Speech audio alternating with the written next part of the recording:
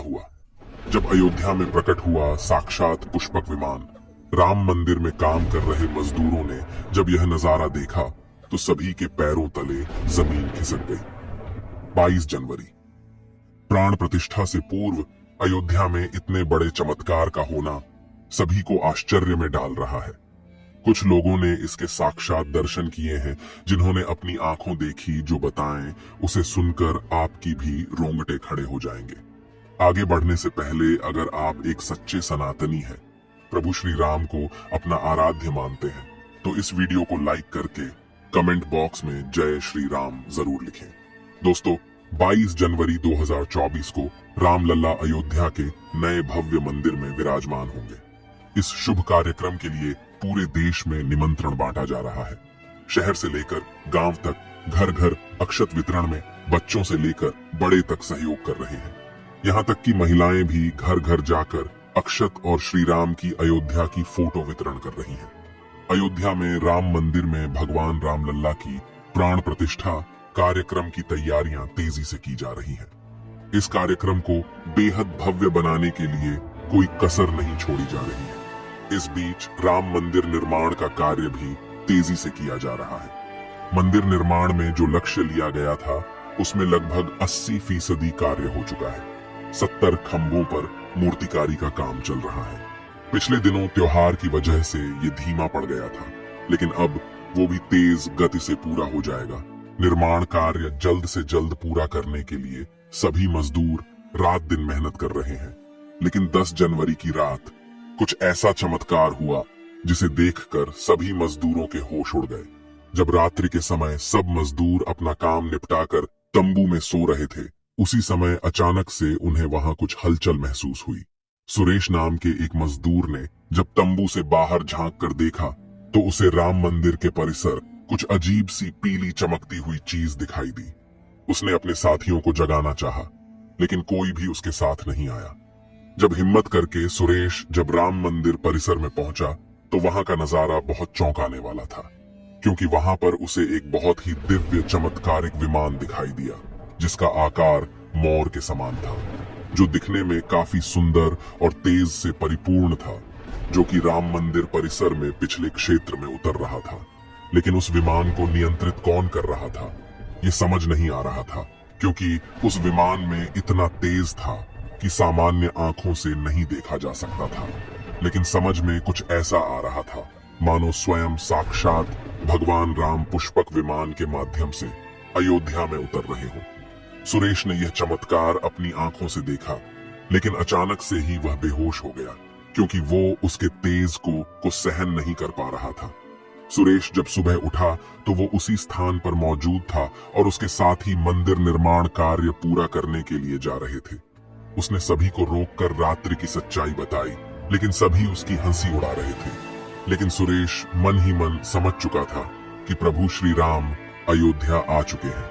यह उसके लिए सौभाग्य था कि उसे इतना सुंदर दृश्य देखने को मिला, जहां शायद उसने साक्षात पुष्पक विमान के दर्शन किए थे, यानी कि प्राण प्रतिष्ठा से पहले अयोध्या प्रकट हुआ साक्षात पुष्पक विमान।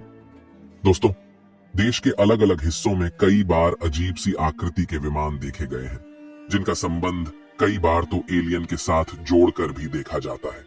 यानी कि अयोध्या में उस रात्रि को मोर की आकृति का विमान देखना वास्तव में प्रभु श्री राम का ही कोई संदेश हो सकता है। लेकिन क्या यह विमान सचमुच में पुष्पक विमान है? इसकी आखिर क्या गारंटी है? इसे समझने के लिए हमें पुष्पक विमान के रहस्य को अच्छे से जानना पड़ेगा। आगे हमारे YouTube चैनल महादेव मिरेकल पर आपको पुष्पक विमान का रहस्य बताएंगे, जिसे समझकर आपको यकीन होगा कि अयोध्या में पुष्पक विमान का प्रकट होना कलयुग का सबसे बड़ा चमत्कार है। रामायण पुष्पक विमान का जिक्र है, जो पहले कुबेर के पास था। इसके बाद रावण ने उसे अपने सौतेले भाई कुबेर से लंका समेत बलपूर्वक हथिया लिया था। फिर रावण इसी के जरिए कहीं भी आता जाता था। रावण को हराने के बाद ये विमान श्री राम के पास आ गया। वो जीत हासिल करने के बाद इसी विमान के कहीं जगह होते हुए अयोध्या पहुंचे थे। रावण ने इसी के जरिए पंचवटी आश्रम से सीता का हरण किया था और उन्हें उस पर बिठाकर लंका ले गया था। कहा जाता है कि पुष्पक विमान आज के विमान की तरह था, पुष्पक विमान के जरिए रावण हवाई मार्ग से सफर किया करता था।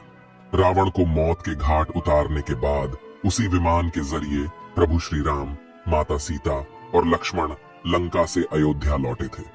रामायण में जिस तरह से पुष्पक विमान का जिक्र मिलता है, उससे तो यही लगता है कि ये आज के हवाई जहाज की तरह था, लेकिन तकनीक के मामले में मॉडर्न एरोप्लेन से कहीं आगे था। रामायण के सुंदरकांड के 7वें अध्याय में पुष्पक विमान के बारे में जानकारी मिलती है। पुष्पक विमान की आकृति मोर की तरह थी।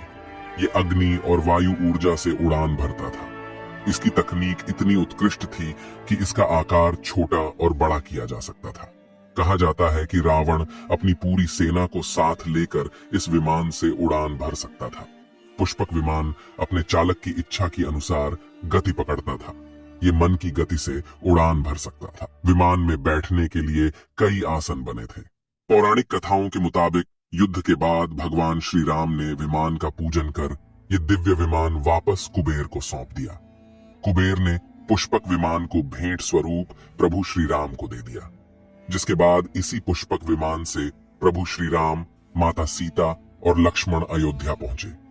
अब दोस्तों, कई हजारों सालों बाद एक बार फिर जब भव्य राम मंदिर का निर्माण हुआ है, तो प्रभु श्री राम अपने भाई लक्ष्मण और मां का सीता के साथ एक बार फिर से अयोध्या धाम पहुंच रहे हैं। वह भी अपने इसी पुष्पक विमान पर, जिसका नजारा वहां के मजदूर अपनी आंखों से देख चुके हैं।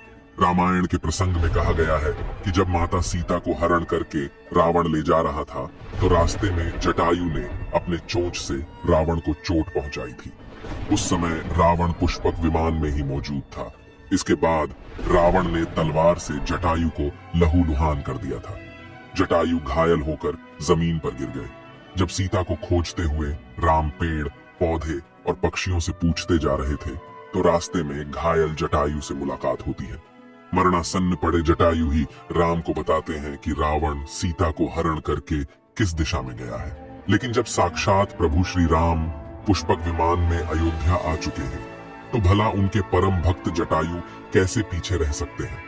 अयोध्या में रामलला की प्राण प्रतिष्ठा से पहले जनपद की सीमा में गिद्धों का झुंड दिखाई दिया है। स्थानीय लोग इसे गिद्धराज जटायु से जोड़कर देख रहे हैं। वे इसे शुभ संकेत भी मान रहे हैं।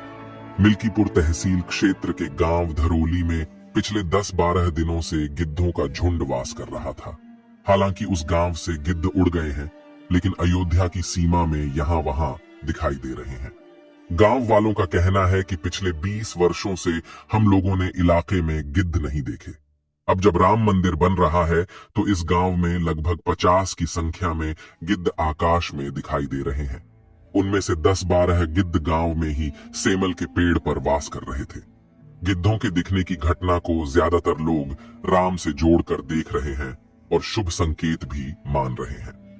22 जनवरी को होने वाले प्राण प्रतिष्ठा के समारोह में देश के प्रधानमंत्री नरेंद्र मोदी ने देश विदेश की कई महान हस्तियों को निमंत्रण दिया है। लेकिन आपको जानकर हैरानी होगी, नेपाल में भी कुछ विशेष लोगों को समारोह में आने का निमंत्रण दिया गया है। इसके पीछे का रहस्य जानकर आपके भी होश उड़ जाएंगे, क्योंकि नेपाल को भगवान